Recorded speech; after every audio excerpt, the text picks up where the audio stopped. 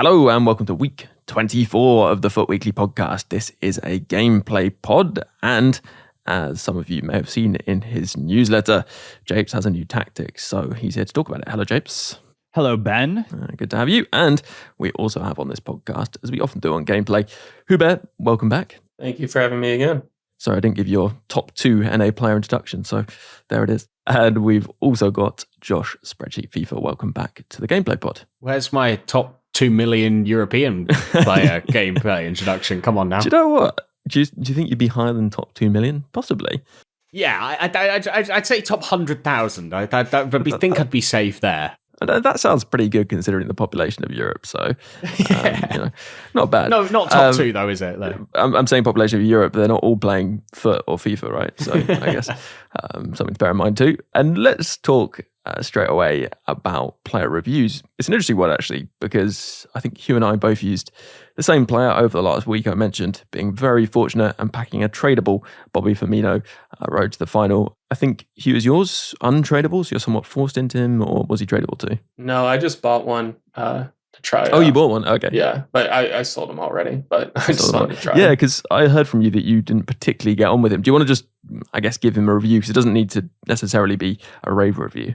Yeah, I mean, he was definitely good, but just for like a million coin card, he just felt kind of like an awkward, halfway player, which I mean, based on how he is in real life, kind of makes sense. Like, he's not really a striker. He's not really a midfielder. I tried him as an attacking right center mid in a 4-3-3 and as a right forward in a 3-4-2-1. And in both, like, he just didn't feel quite the best. Like, he wasn't quite nimble enough as an attacker, just probably because I don't do a ton of skills. But then as a center mid, he wasn't that great defensively, which wasn't a surprise, but he just didn't really do enough in an attacking sense to make up for it. So he was pretty good. I mean, obviously, if you have him, I would definitely use him, but especially now that it seems quite unlikely that Liverpool will get upgraded, I probably wouldn't be looking at buying him.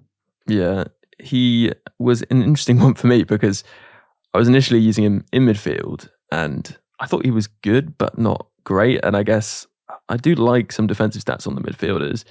I found he was decent if you put a shadow on him. He's kind of okay defensively, but his finishing kind of suffered and his shot power isn't amazing. So I think that was a factor too. His positioning is great, but I actually found that he was really quite good as a winger in Japes 5-2-2-1, which sort of surprised me quite a bit because it's not really a position you associate with Firmino. But obviously I do like to do some skills, so maybe that was helping, but was surprised how he's kind of got this like really direct running animation and running style, and because he's kind of aggressive and strong, not super aggressive and strong, but aggressive and strong, he seemed to be able to kind of get the right lines with his runs on goal and be a threat. I had 𝗵𝘃𝘀 on the other side. He wasn't quite 𝗵𝘃𝘀 level, but he actually wasn't dissimilar in terms of his kind of performance, the goals, assists, and his passing from that position was really, really nice. He always made every pass.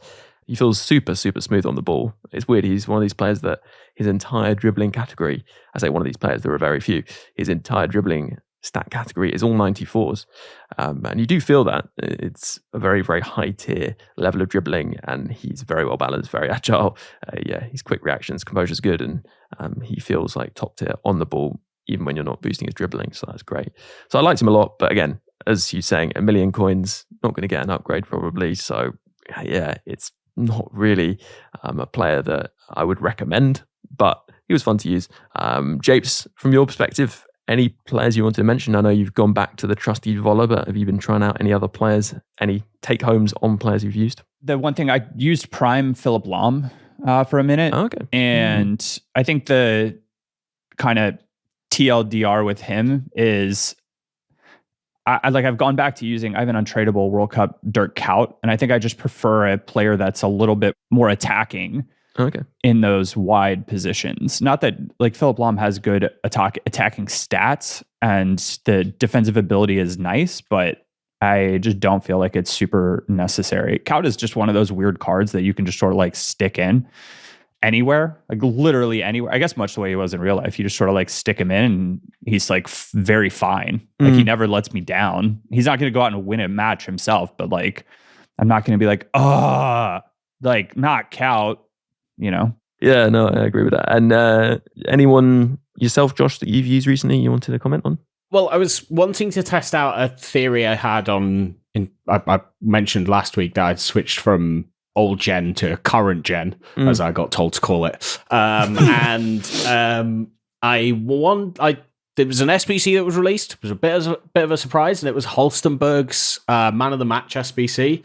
He was really cheap, and what I saw in him was his pace split is mad. He's got loads of sprint speed and not a lot of acceleration. Is obviously lengthy, and so I wanted to try a centre-back with massive sprint speed and poor acceleration on current gen or new gen with accelerate to see if I could see what I kind of noticed. Centre-backs that tended to do well against me always had high sprint speed. Their acceleration almost seemed to not matter, and he was unbelievable. He was like unbelievable. His pace is ridiculous because it's very rare.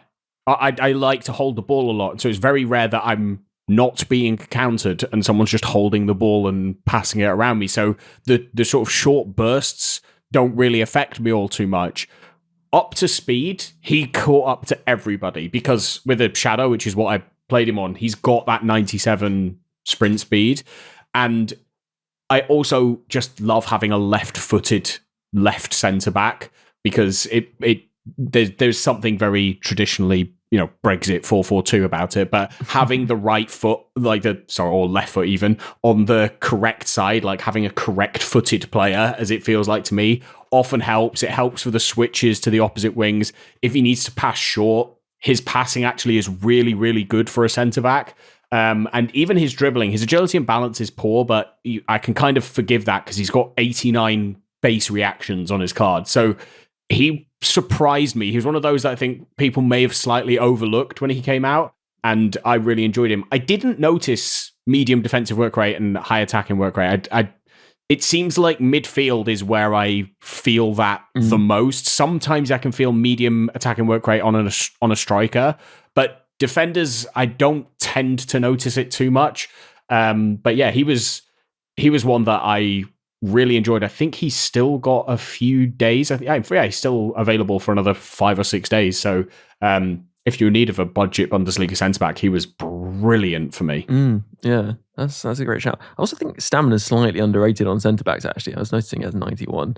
If you play any kind of pressing tactic, it's nice when you have a centre-back that still has high stamina towards the end of a game. So that's good as well. Also, I was going to say, actually, I got down to trying the Prime Maldini, and I was interested in whether he, just with lengthy and anchor, despite having not super high pace, bear in mind I'm used to Carlos Alberto with a shadow, whether he would be good enough or fast enough to play as an outside centre-back. And actually, he felt like he was. And then I faced 𝘬𝘃𝗃, who someone had, I don't know, I think it's marksman, isn't it, that makes him lengthy. They had marksman on him. And I think it's that thing of like, Halstenberg, for example, yes, he's lengthy, so he's going to be able to chase down explosive and controlled players because he has that kind of compensation in terms of his pace. But when you come up against a lengthy player who has higher base pace, then they start to struggle a bit more. But it's kind of fine because actually very few people are using lengthy forwards now. I hardly come up against any, and I think 𝘬𝘃𝗃 is maybe the only one that I would do on a semi-frequent basis. So I think you can get away with like a lengthy centre-back who's a bit slower. It is interesting that there's been a bit of a shift in terms of the attacking meta, which kind of means you can use these lengthy centre-backs, I think, a bit more comfortably, even if they don't have the high pace. But that being said, Carlos Alberto, still clear. But yeah, I wanted to move us on to Japes, the 5221, which you put out in your newsletter. So the full detail in terms of instructions, tactics, everything that you'd need to copy it will be there. But on this podcast, it'd be good to kind of get an overview of how it works and what kind of the goal was, the context around it and all that stuff. I guess we can start with the goals. I think there's a lot of surprise to no one 4-3-2-1 players who this is like I'm going to go on a tangent here real quick. The 4-3-2-1 is such like a weird, it's like a conundrum for me with FIFA because the concept of why the formation works, I'm such a fan of that type of concept being in FIFA, where you can have overlapping fullbacks and like, you know, dynamic midfielders that can control the game. And there's just like a lot of things to like about the idea behind that. But the problem is the defensive AI does not react appropriately to that formation. It's like the left forward and right forward position, or they're two center forwards now, whatever they are. The defensive AI, specifically the center backs, are like, oh, I don't know what to do with these players. So they oftentimes just like split and leave these huge gaps for easy through balls. And it's just kind of like an issue. And it's not that like straightforward to deal with that in like a traditional 4-back setup. I think also, obviously, one of the benefits is you can have one of your midfield or one of your forwards drop into a 4-man midfield in the 4-3-2-1. And then you get the benefit of that as well, which is like, I mean, I've been building tactics where you have 4 midfielders drop back all year long. It just seems to be better. So you have that benefit too. And I guess you've probably, now you're starting to see people play the 3-4-2-1, which like counters it in kind of a similar way to this 5-2-2-1. But I started thinking about like Tuchel's time at Chelsea, where he sort of had like a roaming 10 and Mason Mount, and he had 2 like forwards, but they really started like kind of far wide and like attacked the space in behind. You know, marauding fullbacks, 2 players in the midfield that can hold the ball pretty well, progress possession. And I was like, my team kind of suits this. I think it would match up nicely with the 4-3-2-1. You got 3 center backs against the 3 attackers. You have a left wing back and a right wing back that can mark any of the fullbacks that are going to overlap. You have 2 CMs that sit in between their 3 CMs.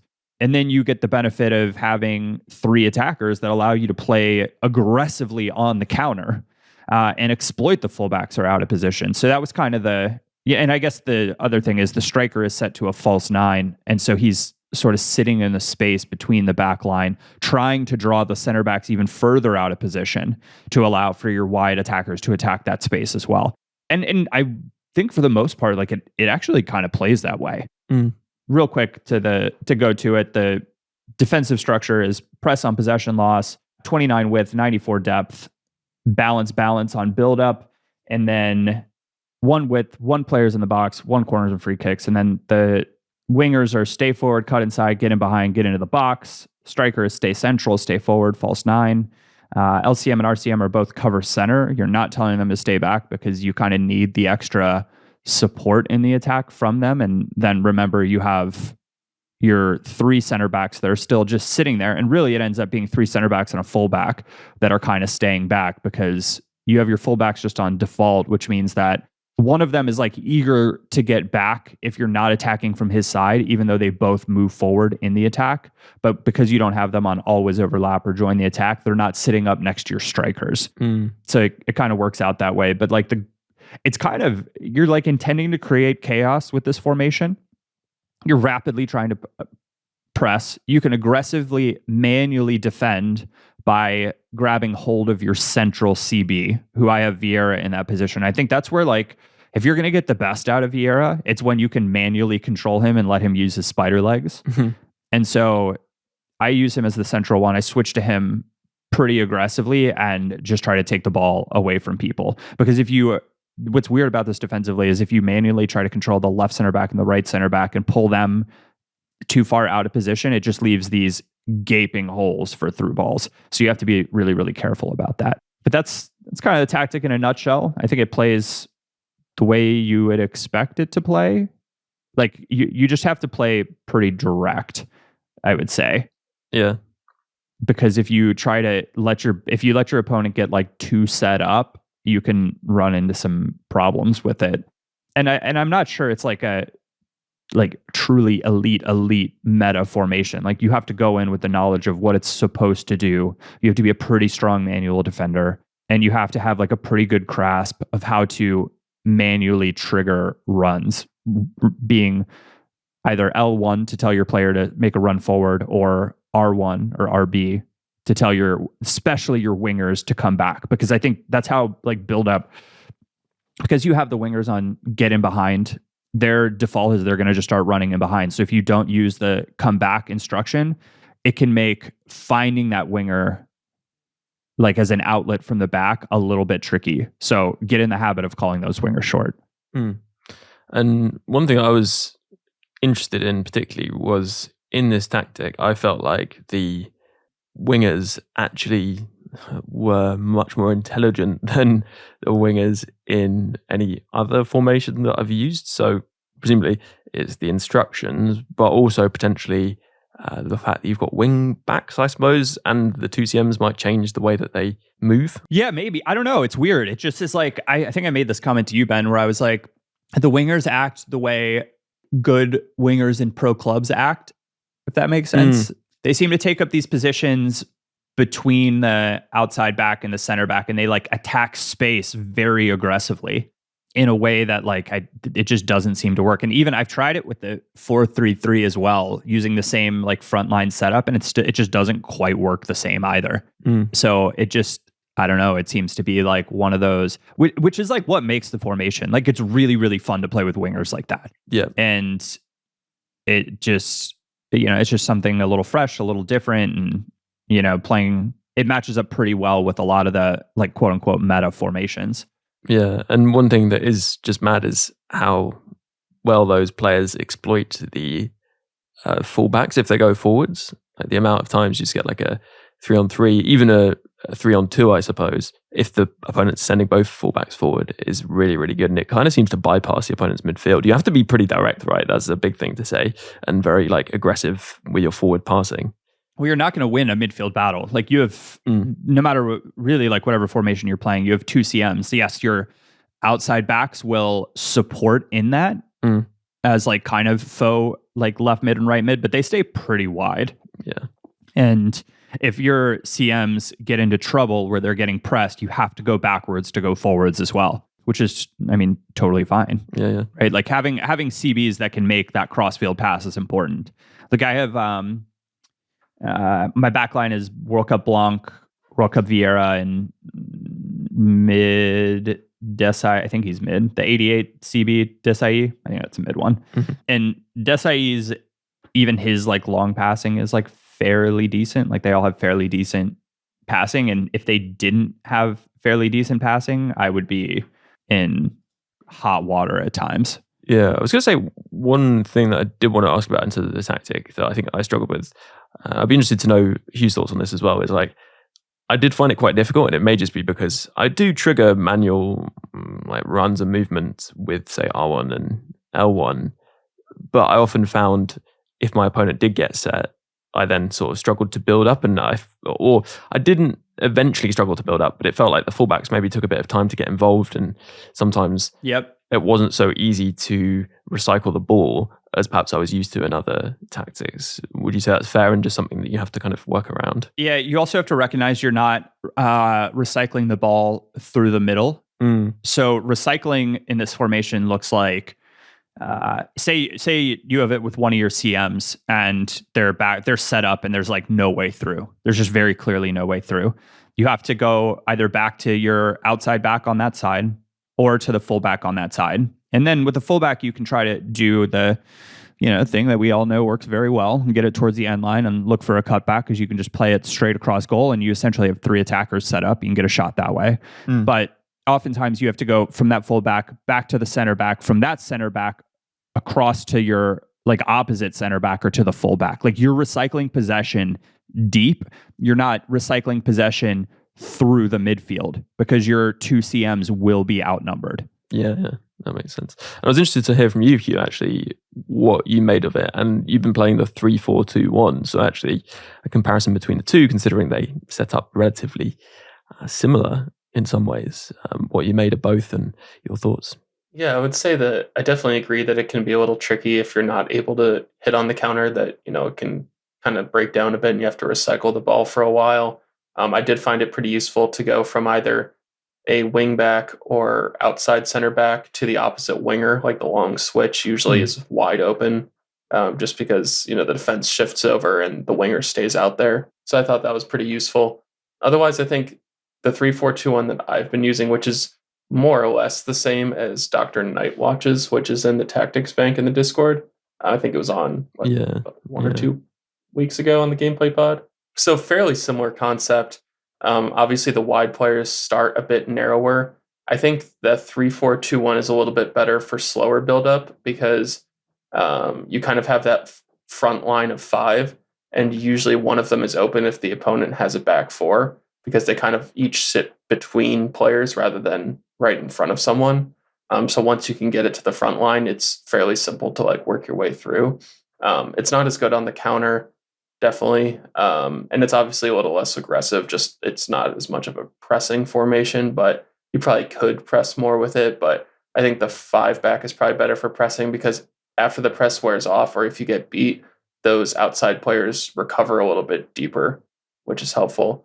But yeah, I'm using pretty much the same as what Dr. Nightwatch had. I put get in behind on the wide midfielders just to make them move a little bit more without triggering runs necessarily.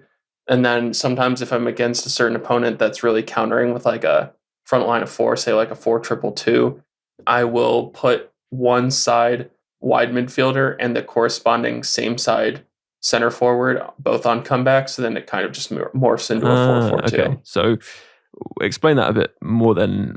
That's the benefit that you're looking for with those formations usually. Yeah. So how do you manage to do that? Yeah. Just for context, like what players are in those positions, and then what specifically are you doing in terms of instructions? Yeah. So for example, right now, since I have 𝘂𝘂 as my left center back, I think he'd probably do okay in like a left back zone. So I might have my right mid on comeback on defense, who will then play as a right back. And then the right center back and the center back play as the right center back and left center back, and then the left center back plays as like a left back.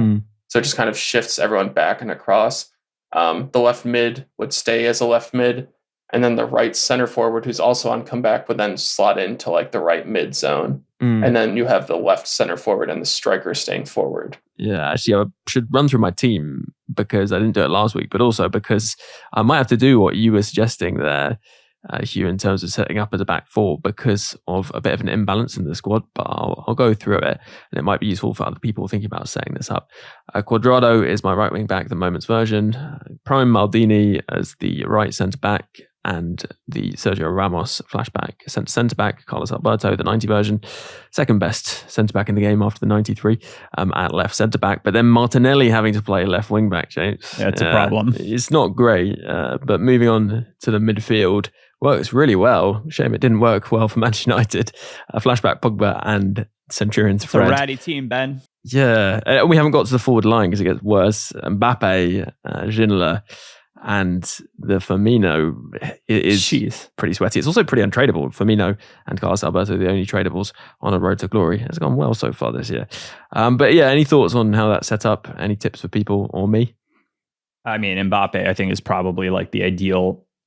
I think I mentioned that to someone, but like Mbappe is like the ideal winger in this setup. Yeah. Firmino to Mbappe pings were just stupid good, right? You just kind of get a little bit of space and play it through to him. I don't know if I would use Firmino in the middle, maybe. Yeah. Did you try that? I did try that. And as I said, I found he was really good out wide anyway. And when I put Ginella wide, he was bad, to be honest. So I felt like I kind Really? of... Yeah. Well, because he's not actually that quick.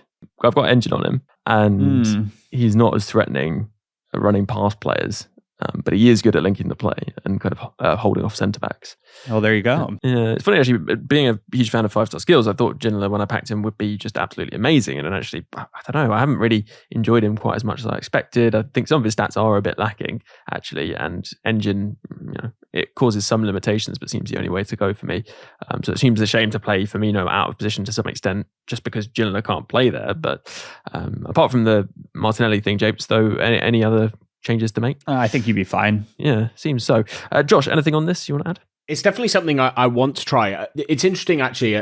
5-2-2-1 was a go-to formation for me in like FIFA 13 or 14. And every year, it kind of felt like we'd start off and it was 4-1-2-1-2 or 4-4-2 or 4-2-3-1. And by about this time, actually, I'd give 5-2-2-1 a go and go, God, that's a really good formation. No one uses it. So it's definitely, I will definitely be giving it a try. That moving to 3 centre-backs to counter the 4-3-2-1 is something I've had built into every tactic I've ever done. Even if I wanted to play slightly different, if I was playing against a 4-3-2-1 and being overrun, switching into a 3-5-2 is usually what I went to, was just always my go-to switch up, because once you can match up man for man, it does feel like the defensive AI massively improves in tracking those players. Kind of on a more general point, it's nice that there are multiple tactics now that people can employ.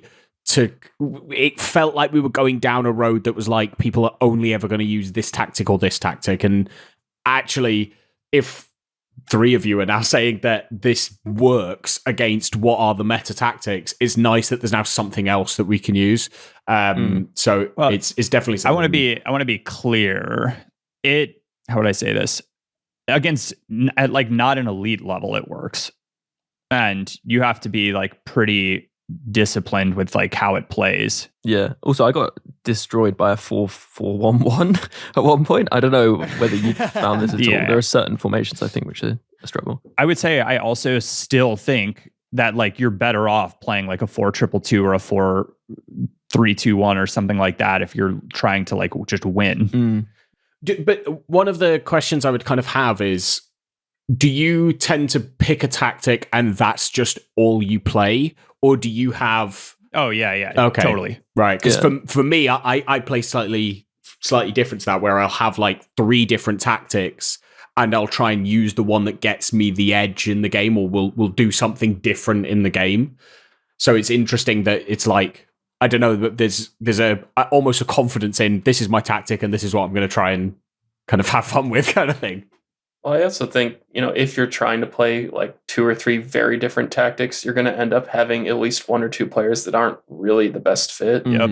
Before this, I was trying a 4-3-3 second variation. I was trying to use the same team I'm using right now. So like my midfield was Vieira, Fofana, and Zidane, which is like a very conservative midfield that like I was getting like no attacking production from whatsoever. And it just like didn't work, even though I know the tactic would work. And I think like obviously like you can have like a few variations, like 5-2-2-1 and 3-4-2-1 are basically the same thing, or like 4-3-3 and 4-3-2-1 are very similar. Like, there's like different ways you can do that. But say if you're playing 4-3-3 and you have 3 attackers and 3 midfielders, and then your secondary formation's like 4-4-2, now you might have like a box-to-box playing as a wide mid or something. It just doesn't really make sense. That's why you have a 𝘠𝘃 in the team. Yeah. I was gonna say sometimes I'm like dead serious. No, I know. I always have players like that. It's true. You can look out for the players that do work in both. And I was just gonna add though, I think there is a difference because Japes and 𝘃, you're both you're the top 2 NA players, so it's a different kind of context when you go into a match. You're going to be like technically pretty comparable to your opponent, if not better.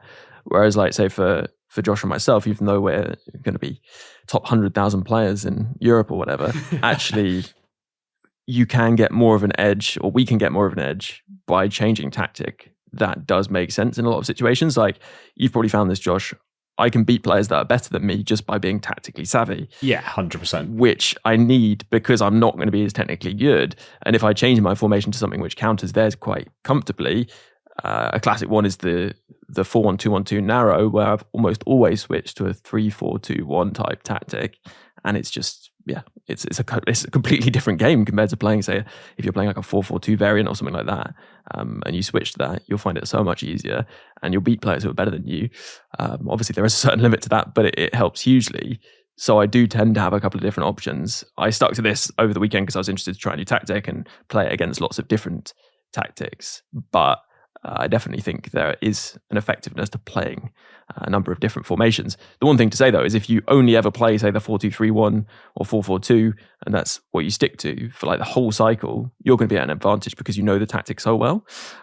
So there is like different ways to approach this, I suppose. There was a year where I played like 4-3-3 or bust, like the 4-3-3 brackets 2 or bust. That was it. And I basically had 4 different 4-3-3 setups based on what my opponent was doing, or the formation they were playing, with just different instructions to like tactically counter it. Like the most simple being putting my CDM on man mark if it was a 4-2-3-1, like, and all of a sudden the cam was totally negated. So, you know, but that comes with just playing that formation, right? If you're just playing that, you're like, okay, well, I know exactly how they're going to try to attack. And here's what I can do within this setup to counteract that. So, I mean, there are definitely benefits to that as well. Yeah. I have this one opponent who I faced a few times in Weekend League recently, and he plays 5-2-1-2, and his strikers are Team of the Year Erling Haaland and honorable mentions Kane. And he actually plays Kane with an anchor because it's the only way, I guess, to make Kane lengthy while actually boosting his pace.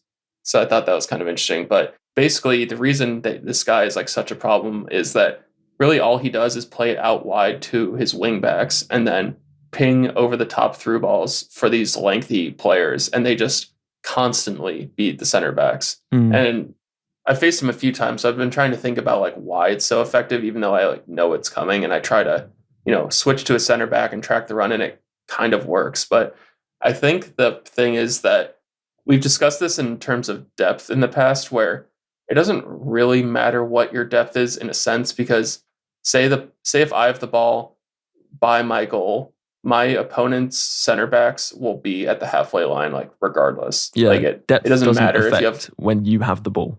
That's important. Yeah. Like it doesn't matter, like, you know, if it's 1 or 100, like the center backs will naturally push up eventually if the ball is up the field.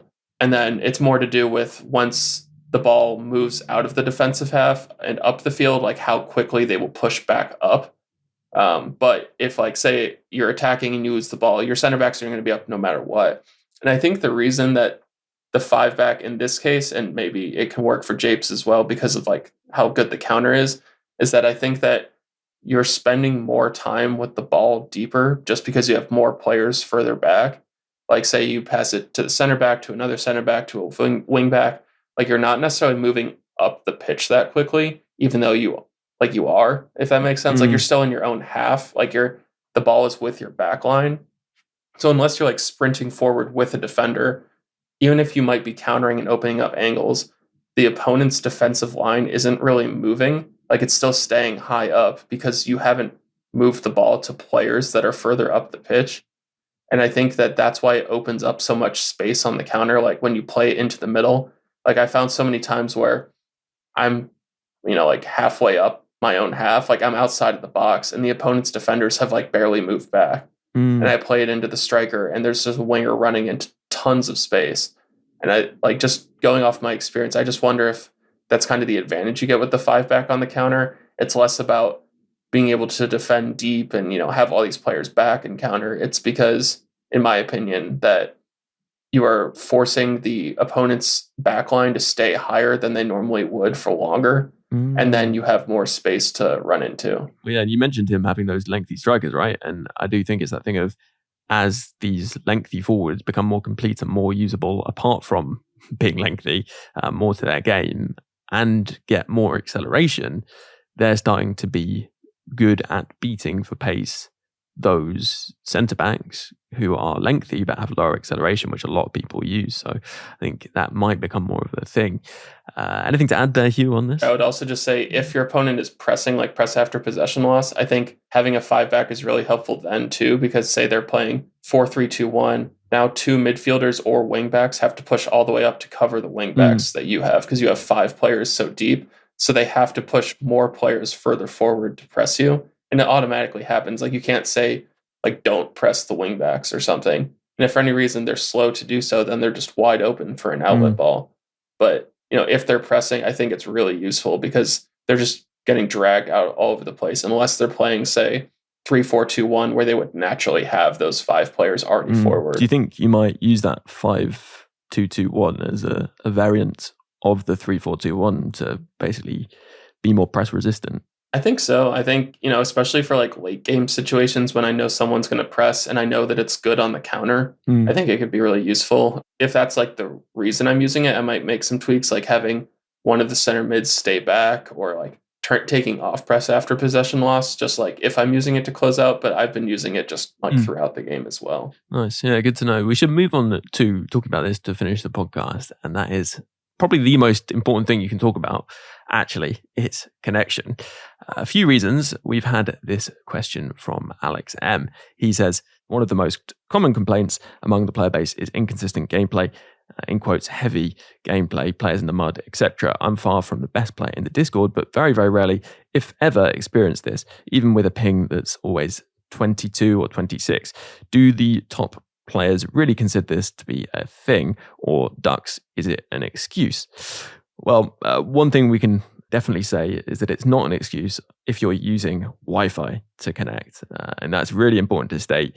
And also it's important to state, a few people I've seen say in the past, I'm on Ethernet, and actually it turns out they're connecting wirelessly because what they're plugged into is connected wirelessly. So it'll say Ethernet on the console, but you are connecting via wireless because the wireless connection is bridging to your Ethernet, basically. So that's important to state.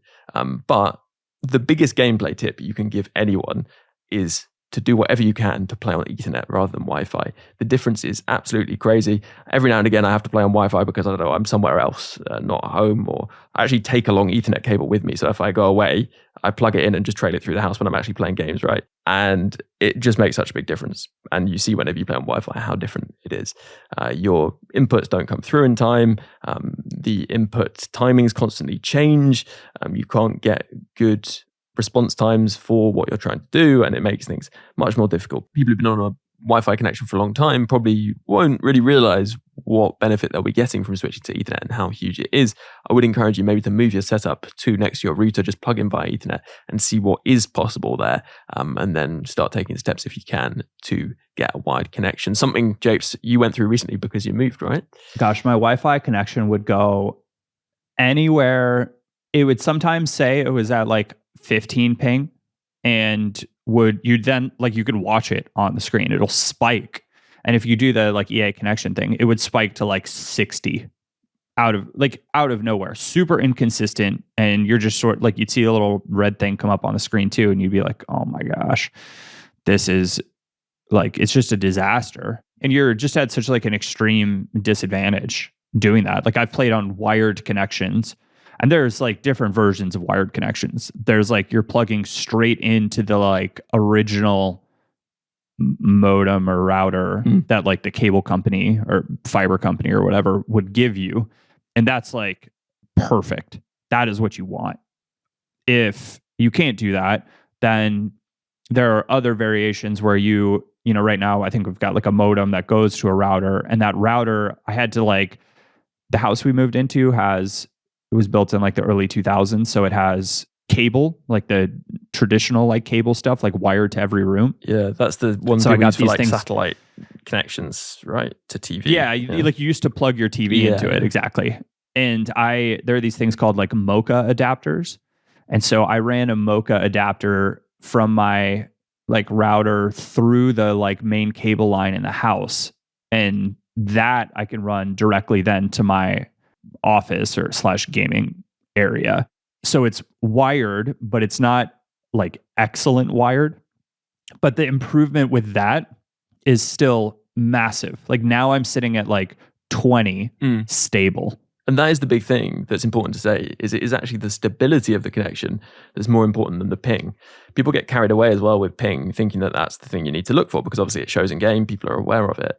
But actually, for me, the bigger factors are jitter and packet loss. Packet loss is horrendous. That basically means you're often not sending your input because every now and again, packets are lost and your button press isn't registering. Yeah. Jitter is also really bad because it's changing your ping constantly. And so that means your timings are always going to be inconsistent, and you're always going to be slightly off in terms of when you're trying to time things and when that input is actually being registered. So ping, it's important, but what you really want is stability. And the only way you're going to get that is really by wiring to your router somehow. And then there are other things you can look at, like ISP, etc. But we'll potentially talk more about this in the future. Interesting to know, the person who asked the question, I got to send me their score for their connection, which you can find if you go to bit.ly/FIFA net test. So that's bit.ly/FIFA net test. You can sign in with your EA account and it will give you your score, things like that. If you look at the match history, that will help in terms of seeing these numbers. But essentially I asked him to send me his, and I think the reason why he doesn't get heavy gameplay is because unfortunately his gameplay is always quite heavy. He's got 0.11% packet loss and 1.2 ms jitter, sometimes up to 2 ms jitter. This can actually be kind of hard to avoid. You could change provider, which I did once, and because I was then on a provider which had its own equipment at my local exchange, and they weren't particularly used by people in the area, meant that I had a really, really, really low jitter compared to what I had before. Anything else people want to add on this? I mean, I also moved house recently, and the third thing I did before moving in was to run an Ethernet cable from the router like at the box all the way like through the house to my office, because it is night and day. I've also done the, plugging into a wireless extender. You kind of plug it into the wall and it extends it. And so again, you're on an Ethernet connection, but it's still at the mercy of the wireless. Now, that is more stable than just playing from the wireless system within the console itself. But from a gameplay perspective, it's massive. I know for some people, this isn't an option because the matchmaking would take too long, but crossplay has very often caused my gameplay to not be very good. And when I've checked the score, which is something you told me about and I didn't know was possible, and I would advise everybody, if they feel like they've had a heavy match or bad gameplay, go and check your connection score, because like more often than not, it is worse than most of the other games you've played. It's not placebo. It's not an excuse. It is a legitimate thing where you can see your connection was worse. And I very often find my crossplay matches have worse connections. So it's something to bear in mind. If you have the ability to turn off crossplay, it would be something I would suggest. Yeah, the other option for people I don't think we've mentioned so far is power line adapters, which basically run the Ethernet connection through your power lines in your house. That can be very, very good and provide you with certainly an improvement over Wi-Fi, that's without a doubt. But sometimes you can have a bit of like latency and issues with jitter depending on the wiring in your house. And also if you are in a shared building where other people may be able to get to your power lines themselves, maybe it's a shared apartment of flats or something, especially older ones, then you need to be aware that connection could be shared with other people, which is obviously a security risk. So look out for that. But I think that will hopefully help people. If you want even more help, if you want kind of a breakdown of this tool that we've been talking about online, then there is a special episode, a supporter episode, which I did with a server and networking expert, where we talk about all this sort of stuff in depth, and it's helped a lot of people. So you can find that if you go to bit.ly/delaypod. So that's bit.ly/delaypod. And I think on that, we're ready to wrap up. Hugh's kept quiet because he has ridiculously low jitter, and that's why he's a top 2 NA player.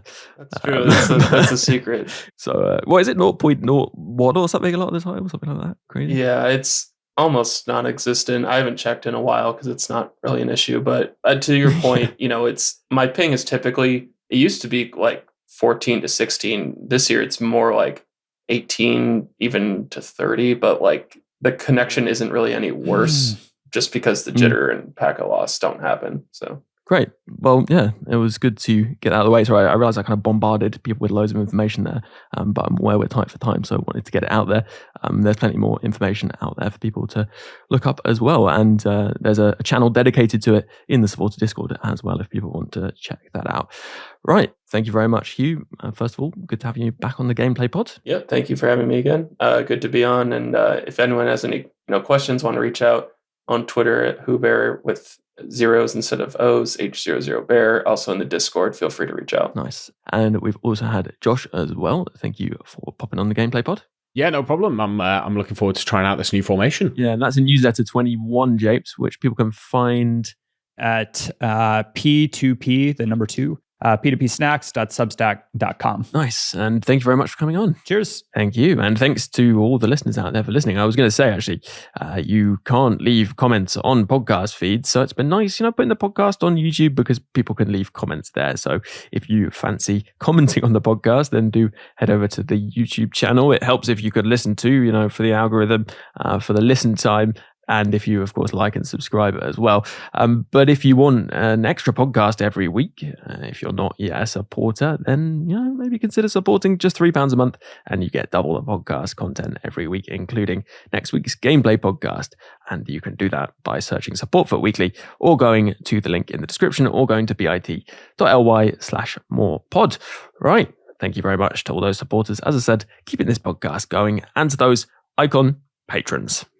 Dave B, 𝘬𝘬𝘦, Coach Vass, DJ FIFA Player, Alan G, Alistair, Anthony R, Dominic P, Rob P, Jeff B, Stephen F, Tom B, Damon H, David S, Nick Jack M, Eric T, Neil P, Adam G, Dan W, Waterman, Jake G, Roger D, Springford, Elec, Bracco, Nishant, Harry P, Alex M, Lee A, Brendan W, Andrew C, Joe W, Timothy J, Dylan, Adam R, Sam K, Graham W, Andy, Ads H2K, and Brian V. Plus a special thanks to Luke M, Dave B, Hugh J, Tom M, Darren W, and Pato Foot for advice and production assistance.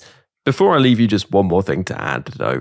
FIFA's a bit like life, really. It has its many ups and its many downs. If you're having a few more downs than ups in real life in these more difficult times, then please don't feel that you're alone or need to struggle on without taking action. If you go to thecalmzone.net, there's loads of resources, advice, support, or even just a friendly chat for anyone who needs it. If it sounds like it could help you, then head over to thecalmzone.net.